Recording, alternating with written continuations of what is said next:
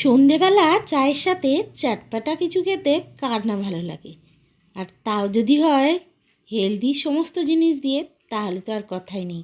আর তার জন্যই আজকে একটা চটপটা স্ন্যাক্সের রেসিপি নিয়ে চলে এসেছি।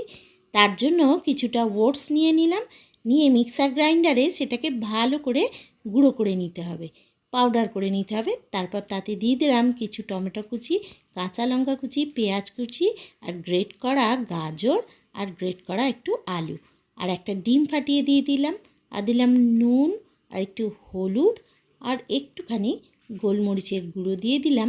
দিয়ে একটুখানি ব্যাটারটা মেখে নিয়ে তাতে সামান্য জল দিয়ে ব্যাটারটা ভালো করে মেখে নিতে হবে।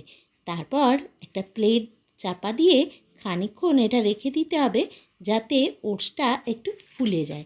তারপর ফ্রাইং প্যানে সাদা তেল দিয়ে এটাকে কিছুটা পকোড়ার আকারে গোল গোল করে চামচ করে দিয়ে দিলাম। দিয়ে একটু এক পিঠটা হয়ে গেলে তারপর উল্টো পিঠটা উল্টে দিয়ে ভালো করে এইভাবে ভেজে নিতে হবে। তারপর চা বা কফির সাথে গরম গরম পরিবেশন করুন, দারুণ লাগবে খেতে। আর কেমন লাগলো রেসিপিটা অবশ্যই জানাবেন, আর বাড়িতে একবার ট্রাই করে দেখবেন প্লিজ।